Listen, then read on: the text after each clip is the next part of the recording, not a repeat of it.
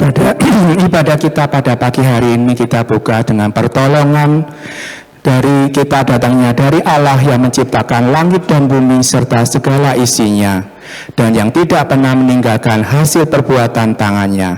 Turunlah kiranya atas kita kasih karunia dari Allah Bapa, Putra dan Roh Kudus. Amin. Hormat bagi Allah Bapa.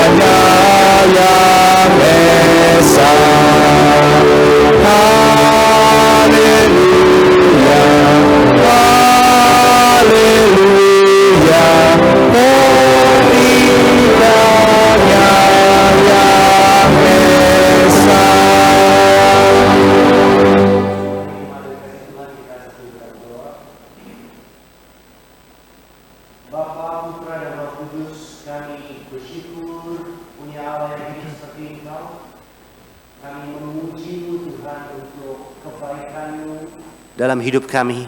Dan kami berterima kasih untuk undangan-Mu Tuhan pada pagi hari ini, untuk kami boleh datang beribadah. Engkau adalah Allah yang mulia, Engkau adalah Allah yang besar, Engkau adalah Allah yang kudus Tuhan. Dan ketika kami menyadari hal itu, kami sadar bahwa kami adalah manusia yang hina, kami adalah manusia yang lemah, dan kami adalah manusia yang berdosa. Oleh karena itu Tuhan, kami ingin di awal kebaktian ini mengakui kemuliaan dan kekudusan-Mu, dan mengakui keberdosaan dan kehinaan kami. Kami datang dengan kerendahan hati mengakui segala dosa kami yang tidak memperkenankan hati Tuhan, baik dalam perkataan, perbuatan maupun pikiran kami ya Tuhan. Ampuni kami karena kami tidak dapat mengasihi-Mu dengan segenap hati, jiwa, dan akal budi kami. Dan kami gagal untuk mengasihi orang lain seperti kami mengasihi diri kami sendiri. Ya Tuhan, tetapi Engkau adalah Allah yang penuh kasih karunia, yang rahmat-Nya besar baru setiap pagi. Oleh karena itu kami menerima pengampunan dosa yang Kau berikan melalui anak-Mu yang tunggal dengan darah-Nya yang tercurah bagi kami. Kiranya kami dipulihkan dan disucikan dan dilayakkan untuk datang kepada Tuhan. Hadirlah Tuhan di tengah-tengah kami. Kami berdoa di dalam nama Tuhan kami Yesus Kristus. Amin. Silakan duduk Bapak Ibu sekalian. Name above all name, King of kings, Lord of lords.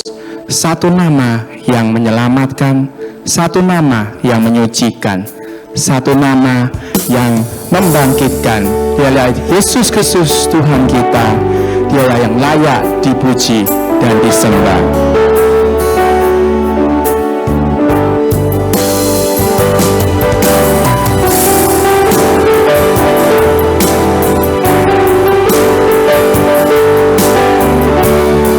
Mari kita puji dan sembah Dia, karena alam semesta pun melukiskan kebesaran Tuhan.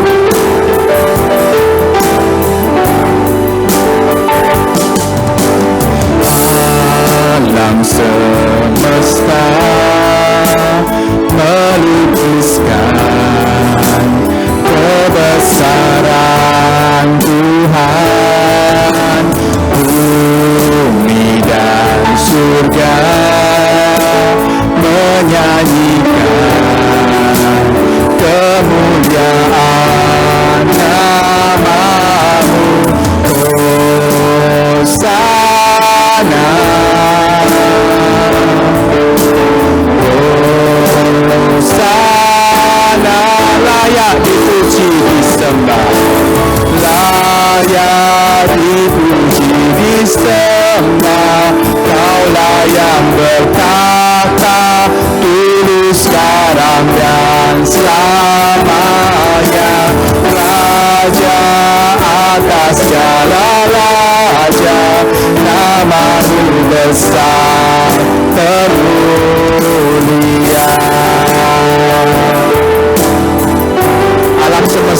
melukiskan kebesaran Tuhan. Bumi dan surga menyanyikan kemuliaan-Nya. Kita pujikan sekali lagi. Alam semesta melukiskan kebesaran Tuhan. Bumi dan surga menyanyikan kemuliaan nama-Mu. Hosana,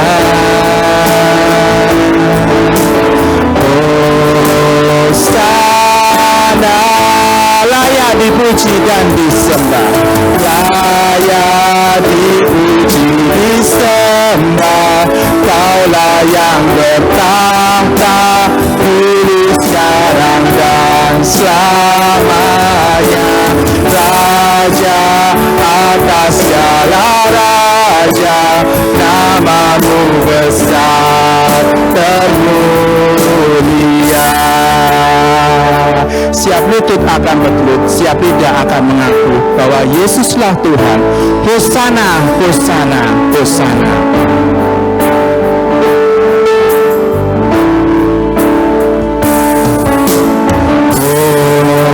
Hosana,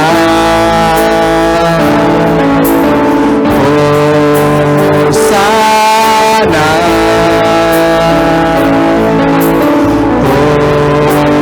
Hosana,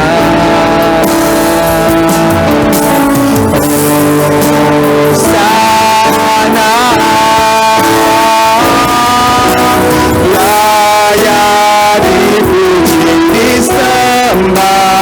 Kaulah yang bertahta dulu, sekarang dan selamanya.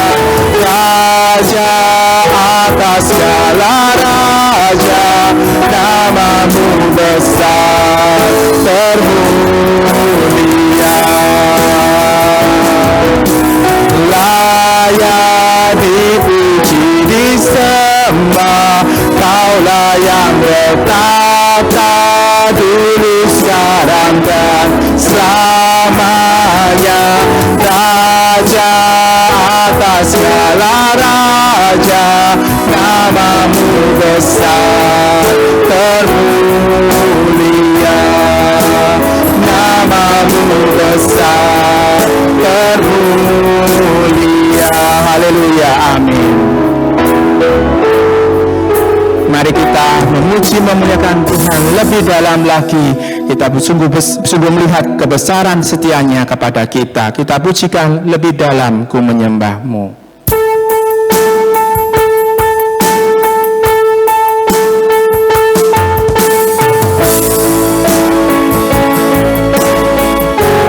Darahnya yang telah melayakkan kehidupan kita. Ada kata yang bisa melukiskan indahnya hadirat Tuhan, dan biarlah segala puji kemuliaan hanya bagi nama-Nya.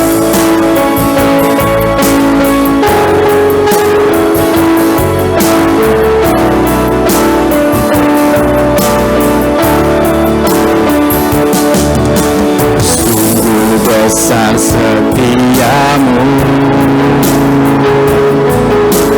nyata di sepanjang hidupku. Darah-Mu telah layakkan kehidupanku. Tiada kata yang bisa Tuhan, tiada kata yang bisa lukiskan indahnya Kau Tuhan. Lukiskan indahnya Kau Tuhan.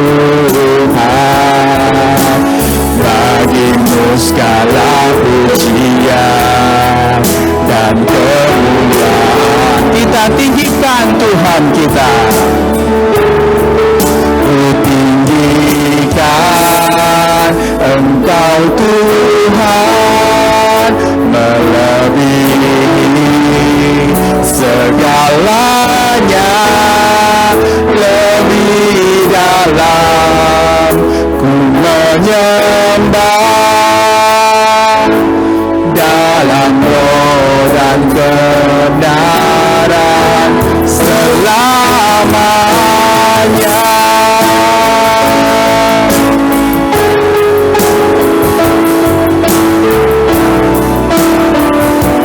Kita pujikan sekali lagi.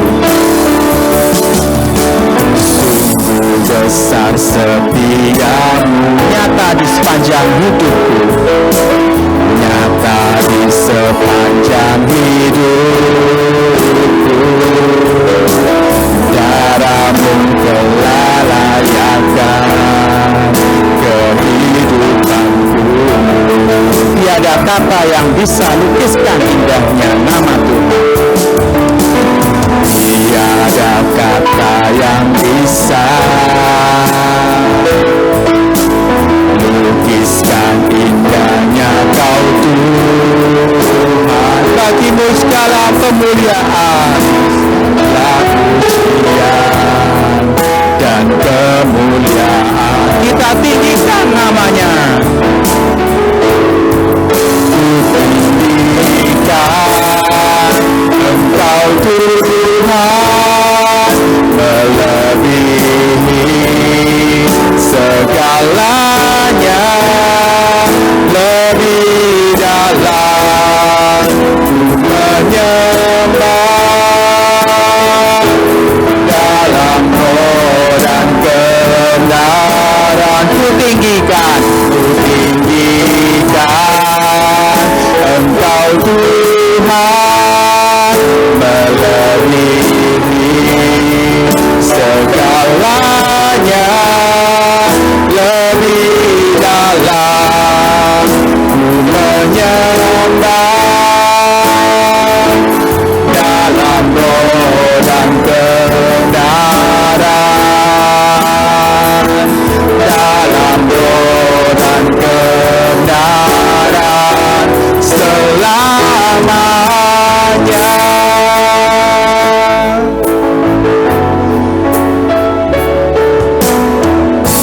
Pada pagi hari ini kita akan dilayani oleh hambanya Pendeta Wim dalam firman-Nya pada hari ini, yaitu temakan misi dalam kehidupan sehari-hari.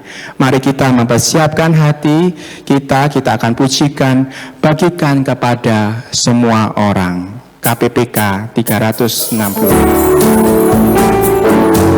Dalam percikan kecil dapat kobarkan api di sekitarnya. Demikianlah kehangatan kasih Allah jika kita sebarkan, maka setiap orang yang ingin merasakannya juga dapat merasakannya.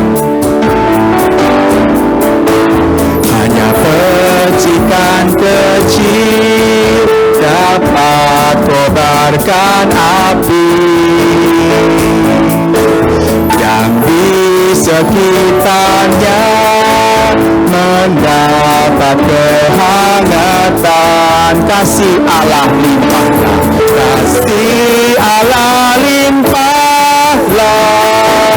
Bila kau alami, pasti rela membagikan pada semua orang.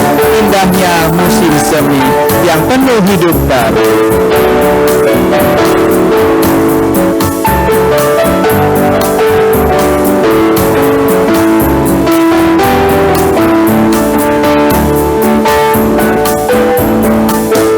Indahnya musim semi yang penuh hidup baru.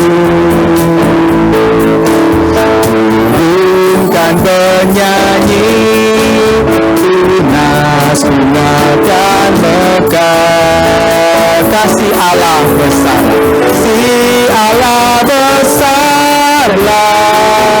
Bila kau dapatkan, pasti kau mau memuji Dia, sebarkan kasih-Nya. Jemaat sebelah kanan bangkit berdiri. Kita akan mempersiapkan hati kita menerima firman-Nya. Kita pujikan bait yang terakhir. Terimalah hai kawan.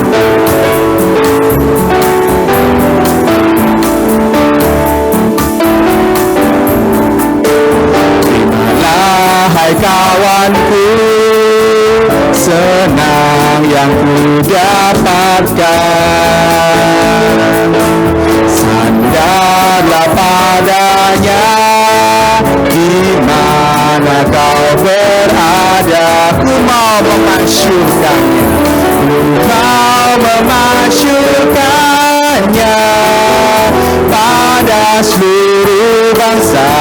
Bahwa dapat kasihnya, ku mau masyurkannya.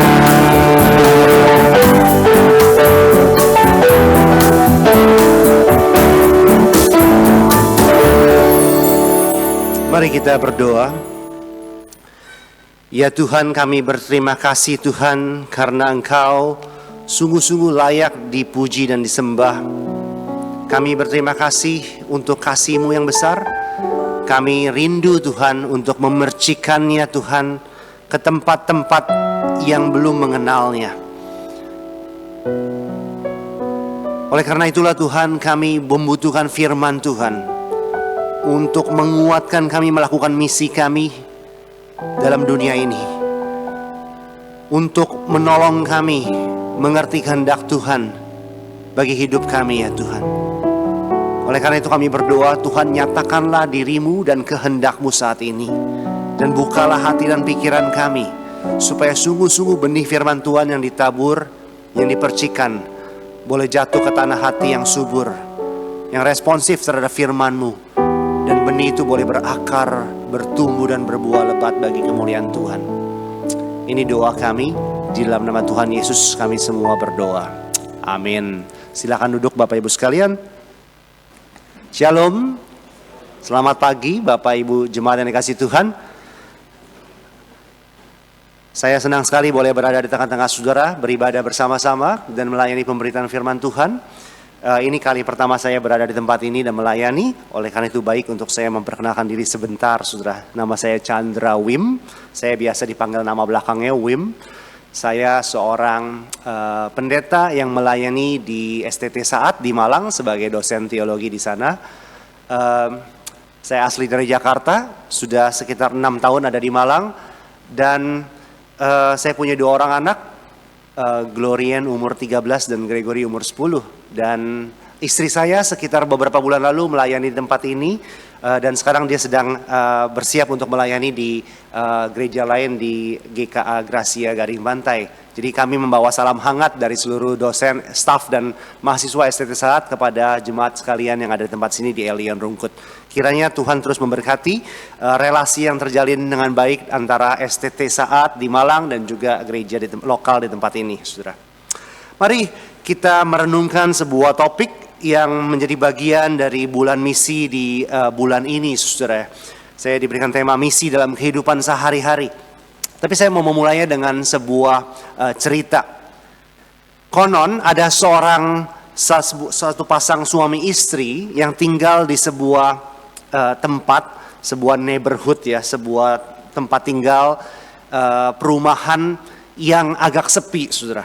Mereka sudah lama tinggal di dekat perumahan itu dan sudah lama tinggal berduaan saja karena jarak dari satu rumah ke tempat lain itu yang terdekatnya tidak terlalu dekat, dan rumah-rumah di sebelah dari pasangan suami istri ini kosong, sudah lama ditinggalkan.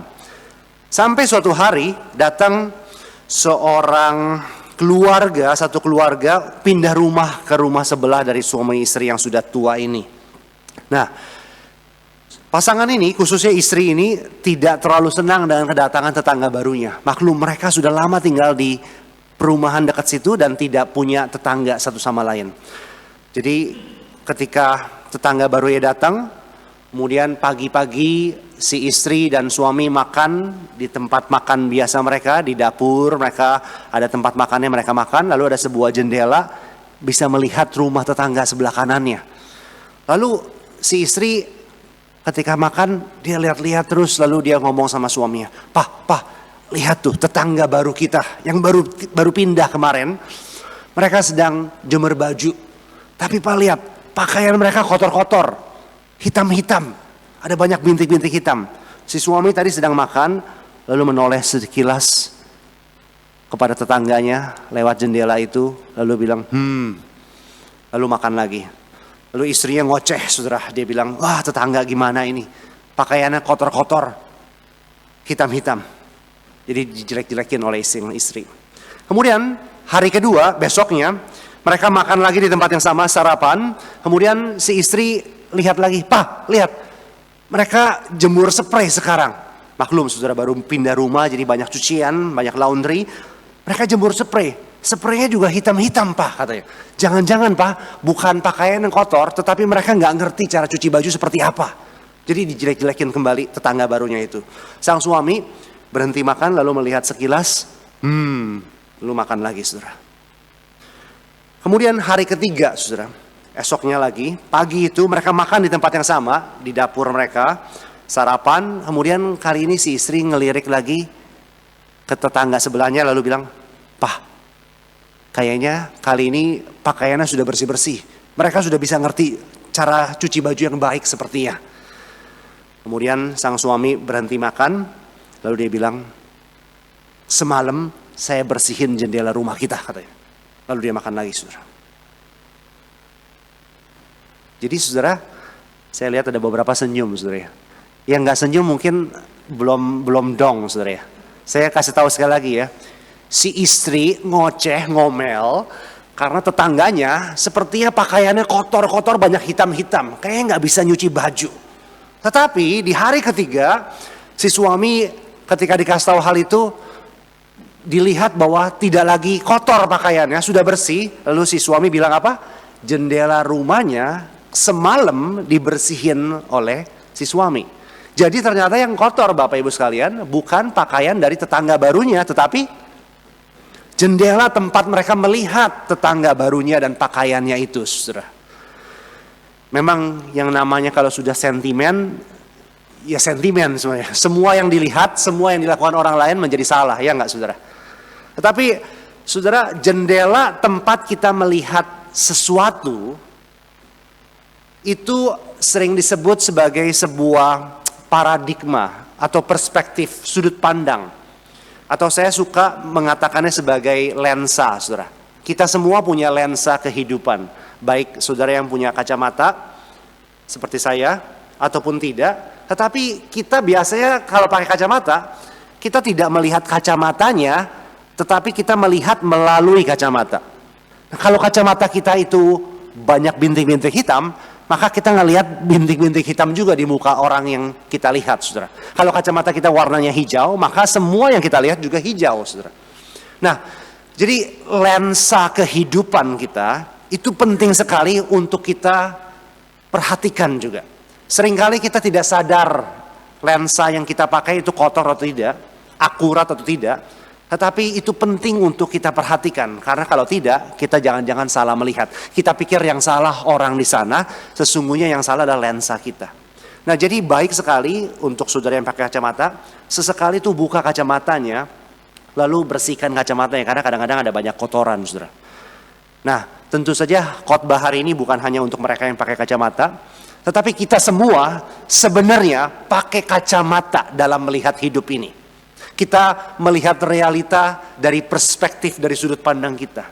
Nah, hari ini saya pengen mengajak kita untuk melihat realita dunia kita itu dari sudut pandang Allah, khususnya dari sudut pandang misi Allah, saudara. Kita sudah memperhatikan beberapa minggu belakangan soal misi. Saudara sudah lama juga mungkin datang ke gereja, sudah pernah mendengar kata ini berulang kali. Saya pengen menegaskan bahwa misi itu dalam hidup Kristen itu bukan sesuatu yang sifatnya pilihan. Mission is not optional, tetapi sesuatu yang keharusan. Coba perhatikan apa kata seseorang yang namanya Peter Wagner dalam satu bukunya. Dia mengatakan begini, saudara. Menjadi orang Kristen itu merupakan pilihan. Tetapi sekali Anda memutuskan untuk meminta Yesus menguasai hidup Anda, maka keterlibatan dalam pelayanan dan dalam misi dunia bukan lagi merupakan pilihan, saudara. Jadi menjadi orang Kristen, menjadi orang yang percaya kepada Tuhan Yesus, itu sebuah pilihan. Itu sebabnya dalam gereja kita mengabarkan Injil, ada KKR, kita menantang orang untuk membuat pilihan, untuk mengambil keputusan untuk menerima Tuhan Yesus. Itu sebuah pilihan. Tuhan dan kita tidak memaksa orang lain untuk menjadi orang Kristen. Tetapi sekali kita sudah menjadi Kristen, yang artinya kita sudah menyerahkan hidup kita kepada Tuhan dan mengundang Yesus masuk ke dalam hati kita dan hidup kita, melayani Tuhan dan bermisi bagi Tuhan kepada dunia ini bukan lagi pilihan. Itu satu paket, saudara. Itu sudah satu paket. Oleh karena itu, misi bukan hanya dilakukan oleh segelintir orang. Bukan hanya kerjaan hamba Tuhan, tetapi sesungguhnya setiap orang Kristen, saudara.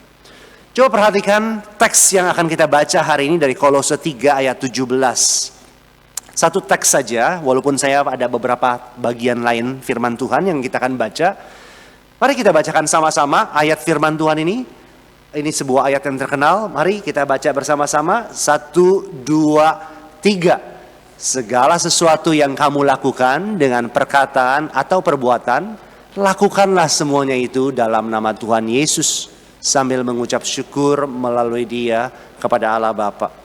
Saudara, perhatikan di sini konteksnya Paulus sedang ngomongin manusia baru, yaitu mereka yang sudah mematikan dalam diri kita dosa dan tindakan-tindakan berdosa. Kemudian kita menerima Tuhan Yesus, kita mengenakan Yesus. Tuhan Yesus itu ada dalam hidup kita dan kita di dalam Tuhan. Sebagai manusia baru, Paulus berkata, segala sesuatu yang kamu lakukan, lakukan dalam nama Tuhan Yesus. Tapi perhatikan kata segala sesuatu yang saya cetak tebal di situ.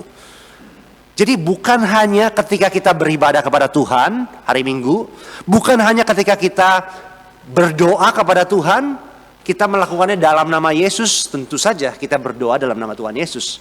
Tetapi Paulus ini memakai sebuah kata yang sifatnya sangat menyeluruh. Everything, segala sesuatu yang kamu lakukan. Lalu ditambahin, baik dengan perkataan atau perbuatan.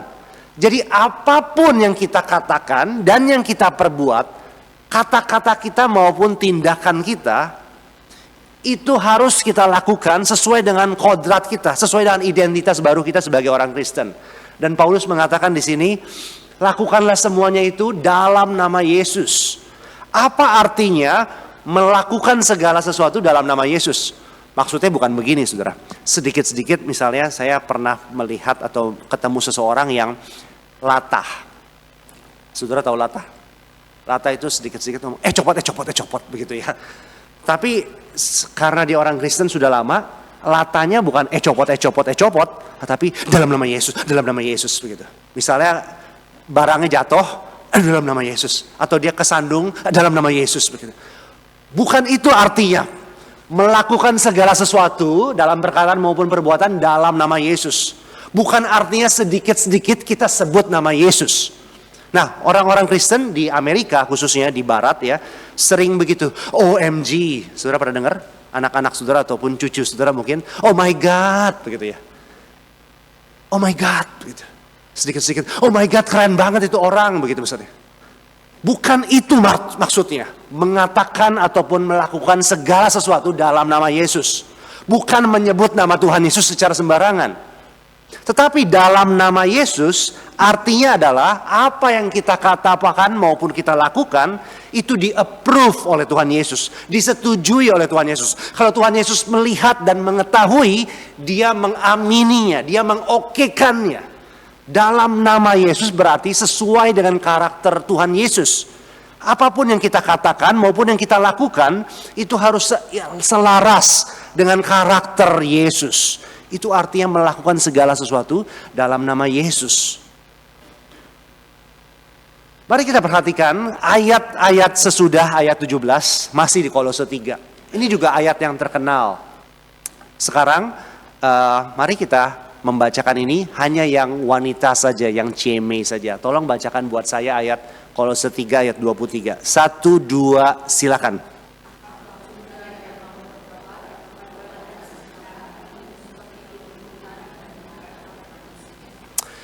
Sekali lagi, tadi ayat 17, Paulus juga ngomong soal segala sesuatu. Yang kamu katakan maupun yang kamu lakukan, lakukanlah dalam nama Yesus. Di sini dia mengatakan apapun juga. Mirip sebenarnya, segala sesuatu. Whatever, apapun juga yang kamu perbuat, Perbuatlah dengan segenap hatimu, kata Paulus. Ini konteksnya waktu itu adalah khususnya soal dia lagi ngomong kepada tuan-tuan, kasihilah, hormatilah hamba-hambamu. Hamba-hamba, para pekerja, kamu ketika mengerjakan segala sesuatu, lakukanlah dengan segenap hatimu seperti untuk Tuhan, bukan hanya untuk bosmu yang manusia. Dan dikatakan apapun juga, lakukanlah dengan segenap hati seperti untuk Tuhan. Jadi dalam nama Yesus, itu sinonimnya, kata lainnya adalah melakukan sesuatu seperti untuk Yesus, seperti untuk Tuhan. Satu ayat lagi, kalau tadi ibu-ibu, para wanita, mari kita sekarang pindah ke 1 Korintus 10 ayat 31. Sekarang bapak-bapak, kaum pria. Mari baca ayat ini bersama-sama dengan saya. 1, 2, 3. Jadi, baik kamu makan atau minum, ataupun melakukan sesuatu yang lain, lakukanlah semuanya itu untuk kemuliaan Allah. Saudara, kembali kita ketemu kata yang mirip, saudara. Kali ini dari 1 Korintus. Konteksnya memang waktu itu soal persembahan berhala dan juga soal makan dan minum, makanan yang persembahan berhala. Tetapi Paulus memberikan sebuah prinsip yang indah. Jadi baik kamu makan atau minum, katanya, ataupun melakukan sesuatu yang lain, apapun juga. Jadi Bapak Ibu sekalian, iman Kristen tidak hanya bicara soal hal-hal yang rohani saja, tetapi juga hal-hal yang rohana kira-kira, atau yang kita sebut sebagai sekuler. Tuhan tidak hanya peduli bagaimana kita membaca Alkitab dan berapa lama kita berdoa, tetapi segala sesuatu yang kita lakukan. Dia juga peduli bagaimana kita makan ataupun minum, atau bagaimana kita berdandan dan berpakaian. Dia juga peduli bagaimana kita berpikir dan berbisnis. Dia peduli bagaimana kita sekolah dan bagaimana kita ngurusin anak. Segala sesuatu, apapun juga yang kau perbuat dengan perkataan maupun tindakan, lakukanlah dalam nama Yesus seperti untuk Tuhan, atau di sini untuk kemuliaan Allah. Jadi dalam melakukan segala sesuatu dalam nama Yesus seperti untuk Tuhan, itu sinonim juga dengan untuk kemuliaan Allah.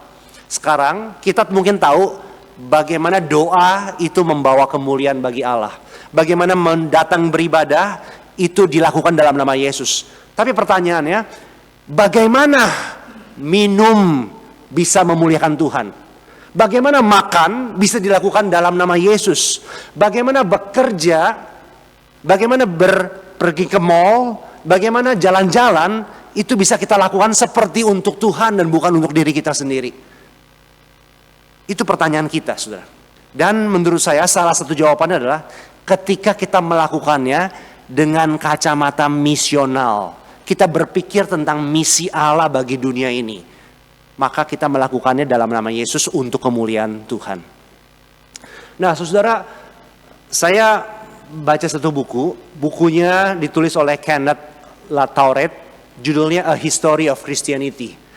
Sejarah kekristenan. Jadi dia seorang sejarawan Kristen dan dia melihat apa yang terjadi di masa-masa awal gereja. Mengapa kekristenan bisa berkembang begitu rupa? Dia berkata seperti ini, Bapak Ibu sekalian. Dia bilang sejarah membuktikan bahwa meluasnya kekristenan tidak bersumber dari penginjil-penginjil profesional. Maksudnya cuan tauren, penginjil-penginjil profesional itu maksudnya pendeta, hamba Tuhan full time. Bukan, melainkan melalui orang Kristen awam yang kehidupan kekristenannya suci dan murni dan yang terbeban untuk bersaksi kepada orang-orang yang mereka temui di lingkungan kerja mereka. Orang-orang ini bukan pendeta penginjil, tetapi para pekerja batu bara, para pengrajin kulit, para tukang kain, dan orang-orang tidak terpelajar lainnya. Jadi menarik sekali, bukan berarti pendeta, bishop, hamba Tuhan tidak penting, mereka penting. Tetapi meluasnya kekristenan waktu itu dari sebuah ajaran dan agama di Palestina, Yahudi waktu Israel, sampai akhirnya menyeluruh ke Yerusalem, Yudea, Samaria, sampai ke ujung bumi seperti hari ini. Itu disebabkan penyebarannya bukan terutama gara-gara penginjil profesional, tetapi orang-orang awam yang hidupnya itu murni, suci, bukan berarti nggak ada dosa, tetapi hidupnya berbeda. Dan yang terbeban untuk mengabarkan Injil atau menceritakan tentang Tuhan, mengajak orang lain ke gereja. Orang-orang yang tidak terpelajar, orang-orang para pekerja batu bara, pengrajin kulit, kain dan sebagainya. Menarik sekali. Sekali lagi, ini bukan excuse bagi hamba Tuhan tidak melakukan misi, tetapi memang dalam kitab suci, mereka yang dipanggil menjadi hamba Tuhan, melayani Tuhan di gereja, saudara melayani Tuhan di dunia. Tugas hamba Tuhan adalah memperlengkapi orang-orang kudus bagi pekerjaan pelayanan dan misi. Oleh karena itu, gereja perlu memperlengkapi jemaatnya untuk melakukan misinya. Dan itu yang menjadikan orang-orang ini menjadi misionaris, saudara. Ada yang sering disebut sebagai everyday missionary, saudara. Misionaris sehari-hari. Ini bukan misionaris profesional yang benar-benar menyerahkan diri, berhenti dari pekerjaannya, masuk sekolah teologi, lalu masuk ke ladang misi dan juga lembaga misi, diutus ke misalnya ke Afrika, ataupun ke Eropa Timur, ke China. Itu misionaris profesional, yang profesinya adalah menjadi misionaris. Tetapi, yang Kenneth Lauret katakan, ini adalah orang-orang awam biasa, yang sesungguhnya adalah misionaris sehari-hari. Dan di sanalah biasanya justru penginjilan yang paling efektif, saudara. Kita semua dipanggil menjadi misionaris setiap hari, everyday missionary. Saudara, tentu saja saudara tahu nanti bulan Oktober biasanya gereja itu merayakan Hari Reformasi. Karena di abad ke-16, khususnya 1517, 31 Oktober, ada reformasi Protestan.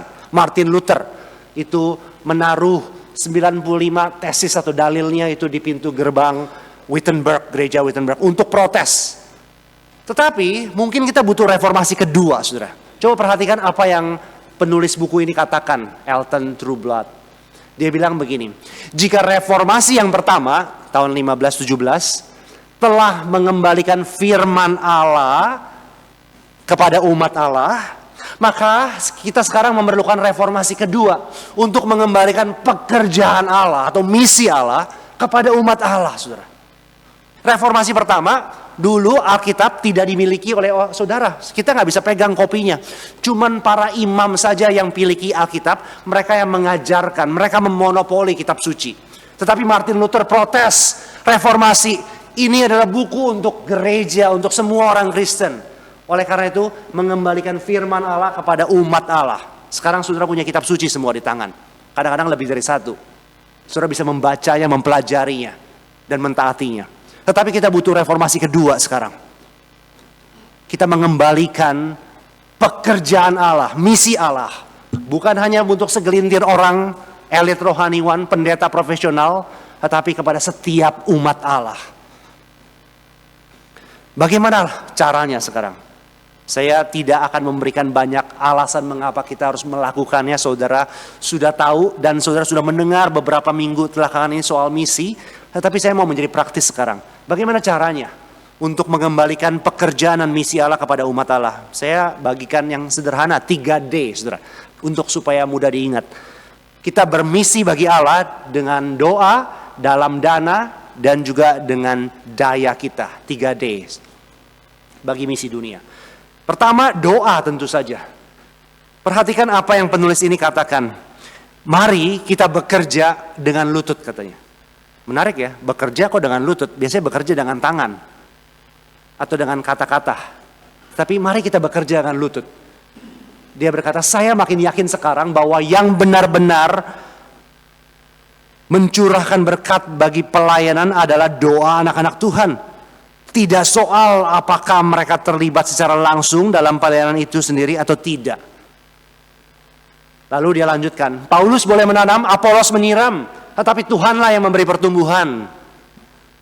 Dan pertumbuhan ini dapat dicurahkan dari surga melalui doa yang penuh iman. Entah doa itu dipanjatkan di negeri China, ataupun di negeri Inggris, ataupun di Elion Rungkut di sini Surabaya, saudara. Dengan kata lain, kita harus melihat doa bukan hanya sebagai persiapan dari peperangan, tetapi doa adalah peperangan itu sendiri. Doa bukan sekedar persiapan untuk pekerjaan misi, doa adalah ladang misi itu sendiri. Dengan kata lain, salah satu cara paling sederhana, tetapi juga paling susah untuk bermisi adalah dengan doa. Dengan menjadi prayer warrior. Jadi, warrior apa? Ini warrior, saya tiba-tiba pahlawan doa. Jadi, orang-orang yang berjuang dalam doa, saudara. Saya melihat ada banyak jemaat di sini yang jauh lebih senior dari saya, yang rambutnya sudah memutih dan sebagainya. Mungkin saudara berpikir misi, gimana gua bisa bermisi? Sudah tua, sudah nggak bisa apa-apa. Jangan salah, saudara. Saudara bisa menjadi pendoa syafaat. Saudara bisa menjadi prayer warrior. Dan itu bukan tidak penting. Tetapi menurut Joe Fraser ini, bahkan mungkin pelayanan misi terpenting. Karena kalau sungguh Allah lah yang memberi pertumbuhan, meskipun Allah memakai Paulus untuk menanam maupun Apolos untuk menyiram, tetapi Allah yang memberi pertumbuhan. Oleh karena itu kita perlu meminta kepada Allah itu untuk mencurahkan berkat-Nya, untuk memberikan pertumbuhan. Seorang petani yang baik itu tahu bahwa yang dia bisa lakukan adalah memilih bibit yang baik dan memilih tanah yang baik, menggemburkannya. Tetapi pada akhirnya, at the end of the day, dia tahu bahwa semua itu bergantung kepada yang di atas untuk menumbuhkannya. Oleh karena itu kita perlu lebih lagi berdoa, saudara. Saya ingat tahun 2009 sampai tahun 2011 itu atau 12, saya tuh ada di Singapura bersama istri saya, waktu itu belum punya anak. Dan kami pernah suatu kali membeli majalah National Geographic yang karena waktu itu lagi ada edisi khusus, ada map, ada peta dunia, saudara. Tidak persis seperti ini karena ini National Geographic Kids, tetapi kira-kira seperti ini. Jadi ada peta dunia besar, jadi petanya dan bagus kualitasnya, National Geographic punya. Kemudian ada negara-negara di bawahnya. Dan juga ada negara-negara dalam peta itu tentu saja. Saya ingat saya taruh di apartemen kami di Singapura waktu itu. Dan saya melihat, wow, betapa besarnya dunia dan betapa kecilnya saya ya. Apalagi waktu itu saya di Singapura, cuman a red dot ya, titik merah di Southeast Asia, di Asia Tenggara. Dibandingkan seluruh dunia betapa kecilnya. Tetapi kemudian saya terinspirasi, saya tergerak untuk melihat segala sesuatu dari jendela atau dari kacamata misi. Maka sejak saya beli peta itu, setiap hari kami, istri dan saya itu menunjuk satu negara, lalu mendoakan negara itu. Kadang-kadang kami doa secara umum, kadang-kadang kita tunjuk negara apa, lalu kita Google populasinya berapa, orang Kristennya berapa banyak, apakah ada gereja di sana, apa tantangan dan masalah dari negara itu. Tetapi setiap hari kita tunjuk satu negara. Dan saudara, ada banyak negara yang saya belum pernah tahu atau dengar sebelumnya. Tetapi gara-gara saya melihat peta itu, saya punya itu, dan saya doain setiap hari, dan saya tandain mana yang sudah didoakan dan mana yang belum. Itu membuat saya lebih punya jiwa yang misional. Menjadikan saya menjadi seorang Kristen yang think globally, walaupun act locally. Berpikir secara luas, secara global. Tidak sempit lagi sekedar diri saya, keluarga saya, maupun kebutuhan saya. Sebelumnya itu ya saja yang saya doain. Kalau ketemu orang, mau doa apa? Ya doain studi. Karena waktu itu belum selesai studi. Ya doain keluarga. Ya doain finansial need, kebutuhan finansial. Tentu saja itu semua baik dan butuh didoakan. Tapi kalau doa kita seputar situ-situ saja, itu menunjukkan betapa kecilnya jendela kita dalam melihat dunia ini. Nah mungkin baik saudara, untuk menginvest uang saudara, beli peta dunia. Beli peta yang lengkap, yang ada negara-negaranya. Lalu taruh di depan kamar tidur saudara. Dan lihat itu. Ini dunia yang Tuhan ciptakan, ada banyak negara dan orang-orang yang masih terhilang. Saudara mungkin gak bisa pergi, tapi doa saudara bisa pergi. Itu yang pertama. Yang kedua saudara, dana. Tadi D yang pertama apa? Doa. D yang kedua dana. Saudara bisa lihat gambarnya di situ ya, sebelum saya kasih tahu ayatnya. Kalau saudara tidak bisa pergi ke Afrika, At least uang saudara bisa pergi, saudara. Uang saudara itu punya wing, punya sayap yang bisa pergi ke sana. Mungkin saudara tidak pergi ke sana, tetapi saudara membiayai, berpartisipasi dalam lembaga misi tertentu, membiayai misionaris tertentu, mengadopsi suku terabaikan tertentu, dan pergi ke sana. Itu yang jauh-jauh. Tapi kita juga bisa ngomongin yang dekat-dekat, saudara. Ada masalah-masalah tertentu di kota saudara sendiri di Surabaya, yang saudara perlu mungkin turun tangan dengan cara campur tangan, dengan cara kasih tanganmu atau uangmu untuk lembaga yang melakukan sesuatu untuk masalah itu. Karena kata Tuhan Yesus, di mana hartamu berada, di situ juga hatimu berada. Ayat ini bukan ngomong begini ya. Kalau kamu terbeban, hatimu berada di sana, maka berikan hartamu ke sana. Ayat ini ngomong begini, kasih hartamu, nanti kamu akan terbeban. Karena di mana hartamu berada, di situ hatimu berada. Ketika saya di Toronto, Kanada, setelah saya dari Singapura, saya jadi studi lanjut lagi ke Toronto, Kanada. Saya ingat waktu itu ada lembaga misi Compassion, itu menyampaikan presentasi misinya. Dan kemudian menantang kita, mengajak kita, membukakan kami waktu itu. Betapa banyak orang-orang, anak-anak khususnya, Compassion itu melayani dan menantang kami untuk mengadopsi anak. Jadi setelah suami dan istri saya bergumul, waktu itu sudah punya anak, kami mengadopsi satu anak. Bukan adopsi beneran, tetapi adopsi sekolahnya, menjadi orang tua asuh untuk sekolahnya. Jadi ada satu anak kami pilih, ada fotonya, ada keterangan belakangnya siapa namanya, lalu ada kebutuhan, setiap bulan dia butuh berapa. Kami waktu itu student, mahasiswa, saya mahasiswa. Jadi nggak ada income yang jelas, ada scholarship, ada beasiswa, tetapi kita nggak berlebih. Tetapi kami berpikir, kayaknya kita nggak bisa terus mikirin cuma sekedar income, harus ada yang keluar. Dan bukan hanya pengeluaran untuk kita beli makanan, itu namanya income lagi sebenarnya. Tapi benar-benar kita harus menyisihkan sedikit dana.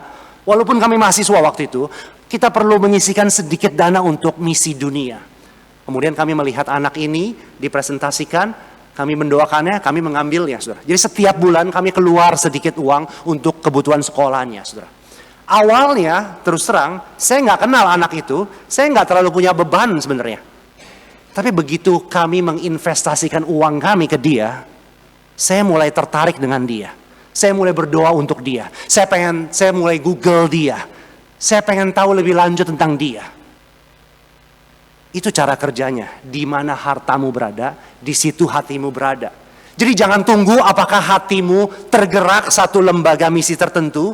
Jangan tunggu apakah kamu terbeban akan misi tertentu. Enggak, balik logikanya. Keluarkan uangmu, maka kamu akan terbeban dengan misi itu. Karena di mana hartamu berada, di situ hatimu berada. Kalau hartamu terus berada di sini, maka di situ juga hatimu berada, saudara. Nggak kemana-mana. Itu kacamatamu, itu jendelamu.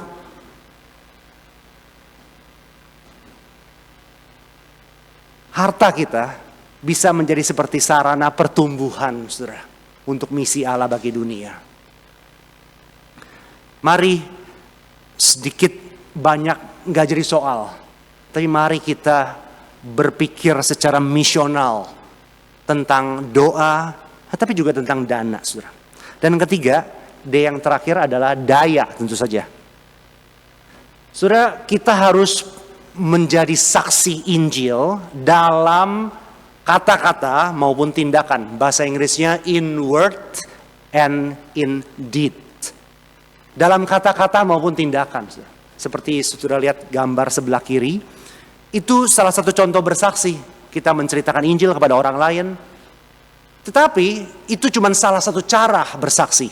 Cara lainnya adalah kita menolong orang lain, saudara. Ada yang namanya PI, penginjilan secara langsung. Ada yang namanya tanggung jawab sosial kita juga. Dan keduanya, baik penginjilan maupun tanggung jawab sosial, adalah bagian dari misi Allah. Dan menariknya, keduanya itu walaupun kesannya tidak berhubungan, tetapi berhubungan, saudara.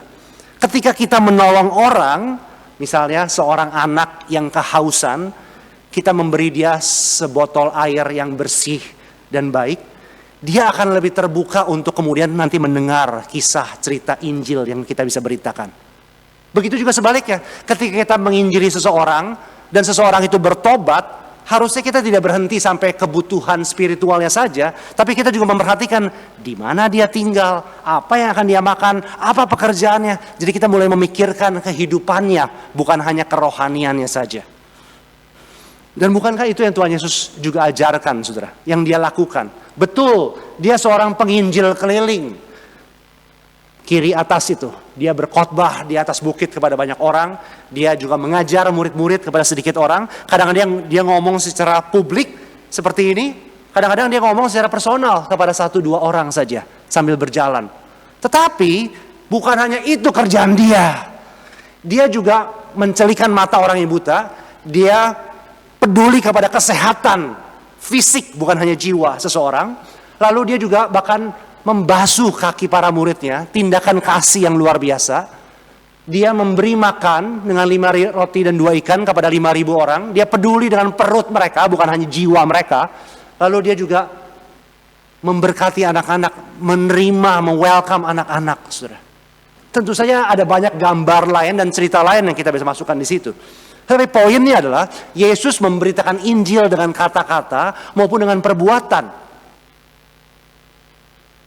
Dan begitulah seharusnya juga kita, saudara, dalam daya kita.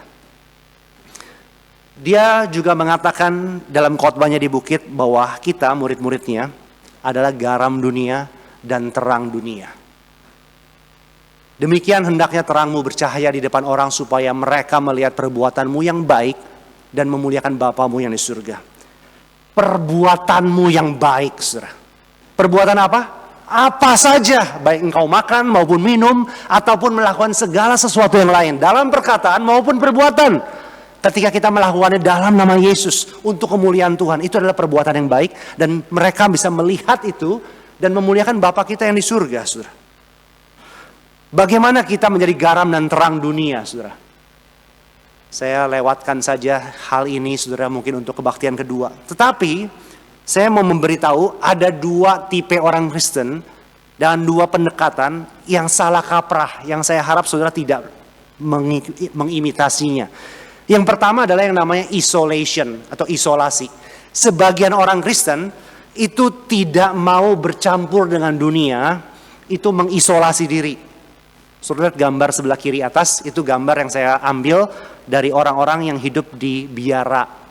Ini adalah para biarawan. Jadi monk dalam monastery. Itu banyak di abad pertengahan. Tapi hari ini juga ada banyak orang-orang Kristen yang seperti biarawan. Yang begitu kudusnya tidak mau nyampur ke dunia. Mengisolasi diri, saudara. Menciptakan getonya sendiri.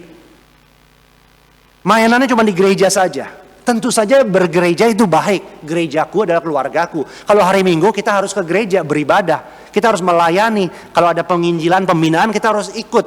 Tetapi di hari Senin sama Sabtu jangan tidur di gereja, saudara. Jangan kerjaannya cuma di gereja, saudara. Itu kerjaan hamba Tuhan, memang di gereja. Buat saudara, misi saudara adalah di dunia. Harus nyampur. Kalau tadi bicara soal garam dunia, maka orang-orang Kristen tipe ini itu seperti garam gereja. Bukan garam dunia, tapi garam gereja. Karena mereka cuma ada dalam kotak garam itu saja.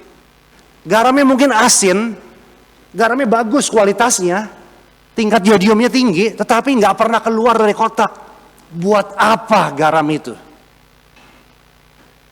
Yang kedua, ada orang Kristen, kalau tadi isolation, mengisolasi diri, maka yang ini ekstrim berikutnya adalah assimilation, mengasimilasi. Nah saudara, asimilasi itu biasanya bahasa sosial budaya, misalnya cultural assimilation, asimilasi budaya. Maksudnya adalah biasanya orang-orang imigran yang bermigrasi dari satu tempat ke tempat yang lain dan menjadi minoritas, itu kalau mereka digerus oleh arus mayoritas begitu rupa, mereka itu kehilangan budaya awalnya sehingga berasimilasi dengan budaya setempat dan menjadi sama dengan budaya majority yang mayornya. Seperti itu gambarnya. Jadi tadinya warnanya sebenarnya mungkin putih, tapi dicat jadi merah. Karena semua orang merah, jadi sama. Ini bahasa lainnya adalah kompromi. Kalau tadi sebagian orang Kristen itu tidak mau kompromi, tapi mengisolasi diri, hidup dalam biara, menjadi garam gereja. Kalau sekarang mereka bercampur dengan dunia, tetapi nggak ada bedanya. Menjadi kompromi, sama aja. Menjadi unsalty salt. Menjadi garam yang tidak lagi asin. Apalagi gunanya kata Tuhan Yesus selain dibuang dan diinjak-injak orang. Karena sama aja dengan pasir. Saudara, kita harus menghindari dua mentalitas ini, saudara. Bukan isolasi diri, tetapi juga bukan asimilasi, bercampur dan akhirnya menjadi sama dengan dunia dan kompromi. Bukan isolation and bukan assimilation, tapi mission. Bagaimana menjadi garam dunia, nyampur ke dunia, hidup di tengah-tengah dunia, tetapi tetap menjadi garam. Tidak menjadi garam duniawi, tetapi menjadi garam dunia. Menjadi orang Kristen dunia, tetapi bukan menjadi orang Kristen duniawi. Bermisi, saudara. Ini yang perlu kita lakukan. Balik lagi kepada apa yang Paulus katakan di awal tadi teks kita.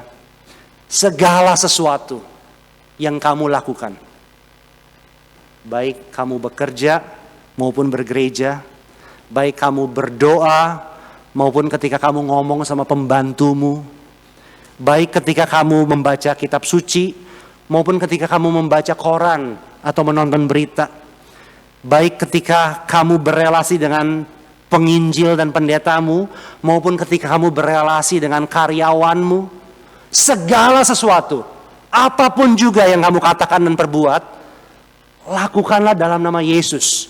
Untuk kemuliaan Allah, seperti untuk Tuhan, bagi misi dunia ini, saudara. Saudara mungkin berpikir, apa yang bisa saya lakukan? Coba lihat, saya mau tutup khotbah ini dengan sebuah komik ya, yang agak humoris. Sorry pakai bahasa Inggris, tapi saya akan terjemahkan mudah kok. Ini judul komiknya adalah Pontius Paddle. Jadi si Pontius berkata begini, "Sometimes I would like to ask God why He allows poverty, famine, and injustice when He could do something about it."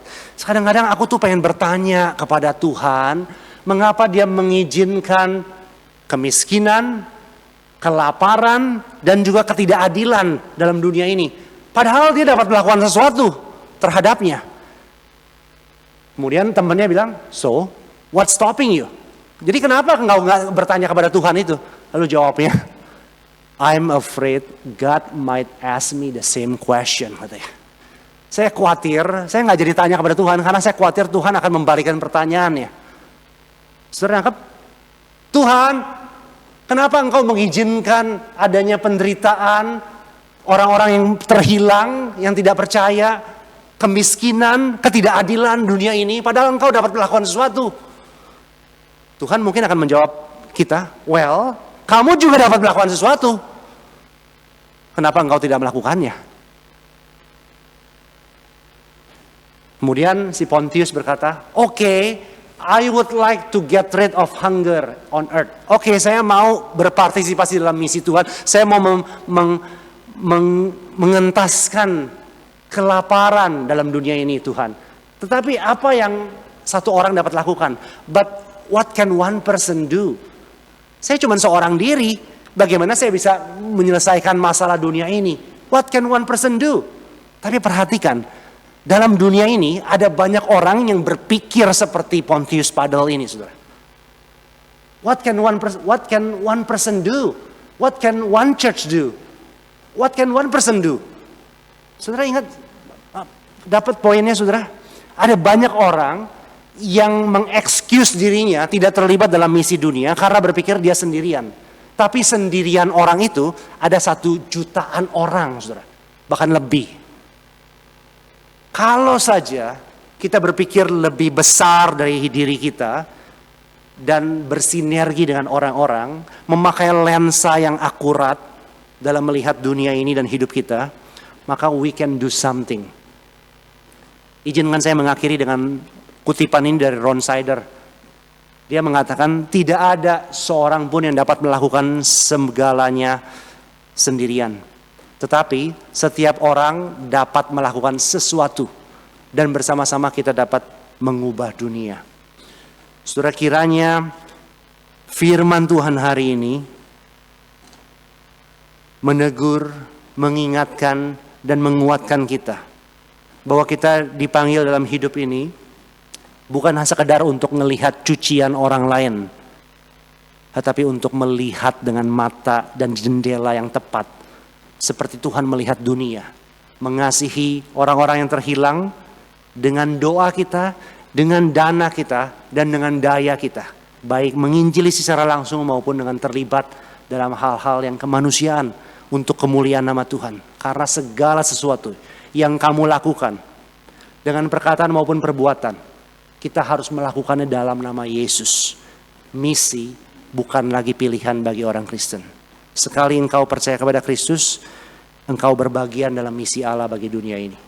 Mari kita berdoa.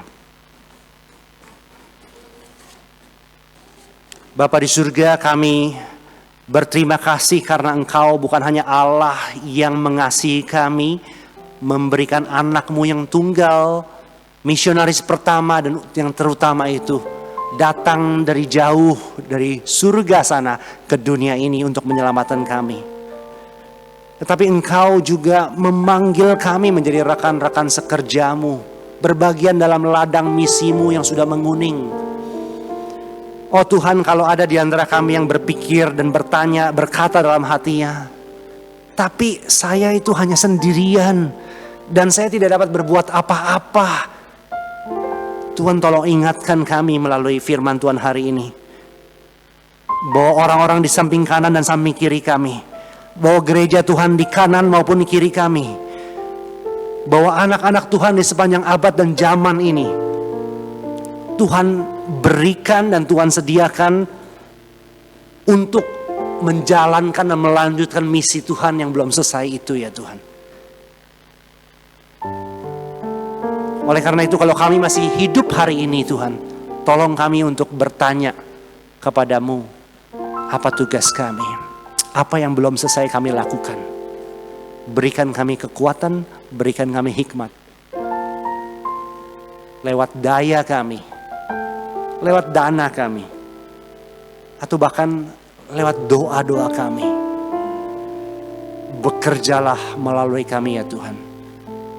Sehingga apa yang kami lakukan, dalam perbuatan maupun perkataan, kami melakukannya dalam nama Yesus. Dalam nama Yesuslah kami berdoa. Amin. Jemaat yang dikasih Tuhan, mari kita bersyafaat bagi gereja Tuhan dan bagi dunia. Mari kita bangkit berdiri saudara. Mari yang pertama kita berdoa untuk gereja-gereja Tuhan. Bukan hanya gereja ini, bukan hanya gereja Elion, tapi seluruh gereja Tuhan di Indonesia bahkan di dunia.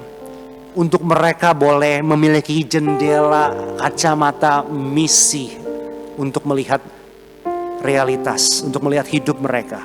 Sehingga mereka boleh berbagian dalam misi Tuhan apapun bentuknya. Boleh memperlengkapi jemaat-jemaat Tuhan supaya ada reformasi kedua, di mana pekerjaan dan misi Tuhan dikembalikan kepada umat Tuhan. Mari kita berdoa untuk hal ini. Bapa di surga, kami bersyukur karena Engkau adalah Allah yang misional, yang mengutus anak-Mu yang tunggal dan mengutus Roh-Mu yang kudus bagi gereja-Mu untuk bukan hanya menyelamatkan kami, tapi juga menyelamatkan dunia ini. Oleh karena itu hamba berdoa supaya gereja-gereja Tuhan dimanapun mereka berada, juga khususnya gereja Elion Rungkut di sini Tuhan, boleh punya jiwa misional yang tinggi, boleh sungguh-sungguh melakukan tugas dan tanggung jawab kami, memperlengkapi setiap umat-Mu untuk berbagian dalam pekerjaan dan misi Tuhan bagi dunia, apapun bentuknya, betapapun kecil dan tidak kelihatan, tapi Engkau yang melihat. Kami berdoa supaya kami boleh menjadi orang-orang Kristen yang demikian. Orang-orang Kristen dunia dan bukan duniawi ya Tuhan. Terima kasih dalam nama Yesus. Yang kedua, mari kita berdoa untuk bangsa dan negara kita Indonesia, khususnya setelah kita merayakan perayaan 80 tahun kemerdekaan. Mari kita berdoa supaya ada lebih banyak orang dan jiwa-jiwa yang diselamatkan, yang mendengar kesaksian mengenai Tuhan Yesus yang telah mati dan bangkit bagi mereka. Mari kita berdoa supaya gereja-gereja boleh mengisi kemerdekaan dengan penginjilan maupun juga dengan tindakan sosial yang baik bagi masyarakat sekitarnya. Mari kita juga berdoa untuk pemerintah supaya mereka boleh mengerjakan tugas dan tanggung jawab mereka dengan baik untuk kemuliaan Tuhan. Mari kita berdoa. Bapa di surga, kami berdoa juga untuk negara kami Indonesia. Kalau Tuhan tempatkan kami di sini, kami percaya itu bukan kebetulan, bukan eksidental, tapi itu intensional. Engkau punya intensi, Engkau punya maksud untuk kami menjadi warga negara Indonesia. Tuhan tolong kami di satu sisi boleh berbaur, boleh sungguh-sungguh hidup, bermasyarakat, dan mengerjakan bagian kami lewat pekerjaan kami, lewat bisnis kami, lewat toko kami, lewat perusahaan di mana Tuhan percayakan, lewat sekolah kami, lewat tetangga, neighborhood kami. Tolong kami menjadi orang-orang yang memiliki kesaksian hidup yang baik dan berani bersaksi sedikit demi sedikit juga lewat percakapan sehari-hari. Tetapi Tuhan tolong kami juga untuk tidak menjadi terasimilasi begitu rupa, tergerus keasilan kami sehingga kami menjadi sama. Tolong kami untuk terus menjadi setia, menjadi berbeda, menjadi asin Tuhan dalam negara ini. Berkati juga pemerintah kami Tuhan, supaya mereka boleh mengerjakan bagian mereka dengan takut akan Tuhan, mementingkan rakyat banyak dan bukan hanya golongan mereka sendiri. Kami berdoa, berserah, menyerahkan doa syafaat kami ke dalam tangan Tuhan. Kiranya Engkau mendengarnya dan Engkau memberikan pertumbuhan dan jawaban bagi doa kami ini. Dalam nama Tuhan Yesus kami berdoa. Amin. Jemaat yang dikasihi Tuhan, mari sekarang kita bersama dengan segala umat di segala tempat dan abad mengikrarkan pengakuan iman bersama kita, pengakuan iman rasuli yang berbunyi demikian. Aku percaya kepada Allah, Bapa yang Maha Kuasa, Khalik langit dan bumi, dan kepada Yesus Kristus, anaknya yang tunggal Tuhan kita, yang dikandung dari Roh Kudus, lahir dari anak darah Maria, yang menderita sengsara di bawah pemerintahan Pontius Pilatus, disalibkan, mati dan dikuburkan, turun ke dalam kerajaan maut, pada hari yang ketiga bangkit pula dari antara orang mati, naik ke surga, duduk di sebelah kanan Allah, Bapa yang Maha Kuasa. Dan dari sana Ia akan datang untuk menghakimi orang yang hidup dan yang mati. Aku percaya pada Roh Kudus, gereja yang kudus dan am, persekutuan orang kudus, pengampunan dosa, kebangkitan tubuh, dan hidup yang kekal. Amin. Silakan duduk.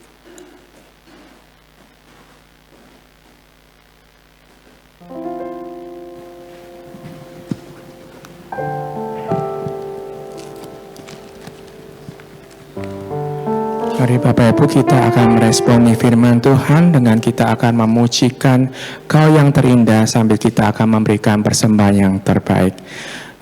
Dimohon petugas persembahan bisa mempersiapkan diri.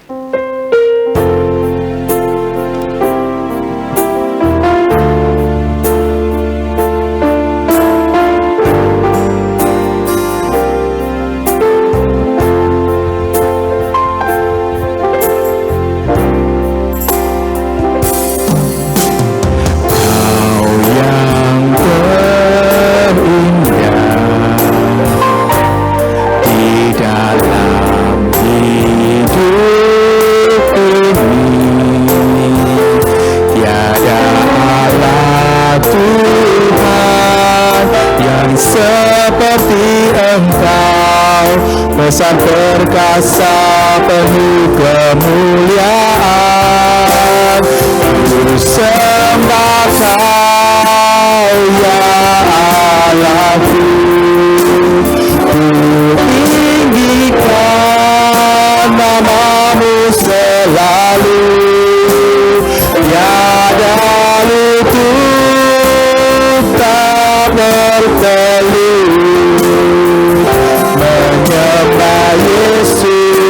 Tuhan Rajaku.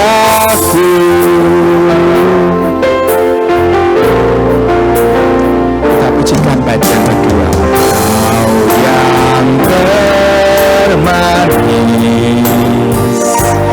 di dalam hidup ini, ku cinta kau lebih dari segalanya.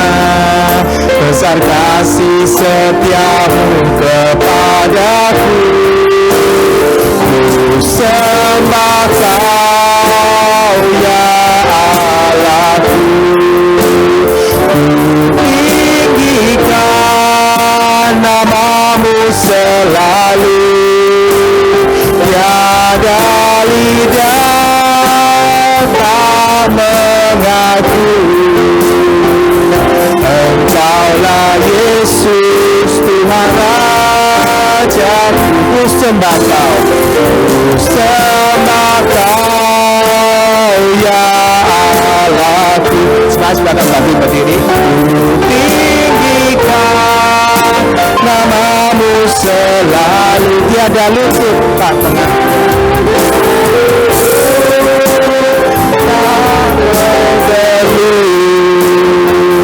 Menyembah Yesus Tuhan Rajaku. Ku sembah kau, ku sembah kau ya Allahku. Ku tinggikan namamu selalu, tiada lidah tak mengaku. Engkaulah Yesus Tuhan Rajaku. Engkaulah Yesus, Engkaulah Yesus Tuhan Rajaku.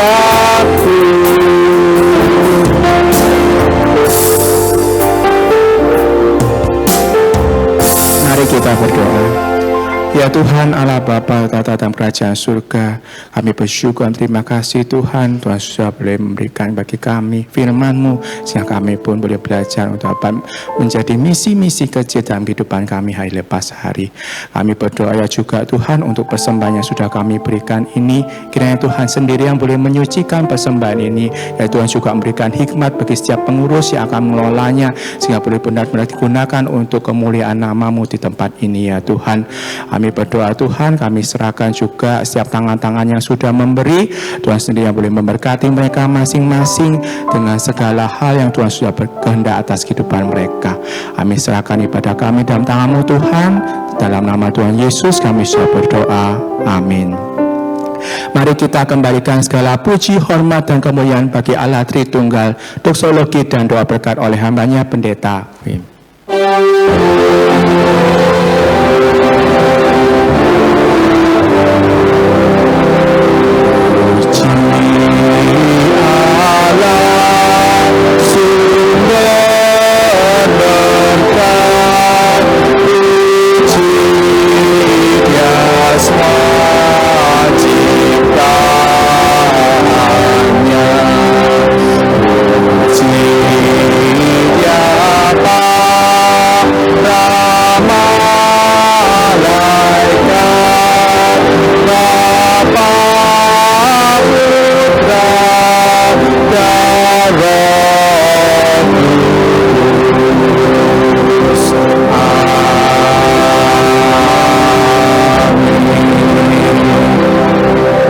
Jemaat yang dikasih Tuhan, pulanglah dan jadilah everyday missionary. Missionary sehari-hari dalam segala tempat hidupmu dan konteks hidupmu. Dan terimalah berkat Tuhan. Tuhan memberkati engkau dan melindungi engkau. Tuhan menyinari engkau dengan wajahnya dan memberi engkau kasih karunia. Tuhan menghadapkan wajahnya kepadamu dan memberi engkau damai sejahtera.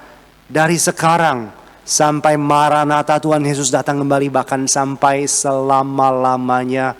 Amin.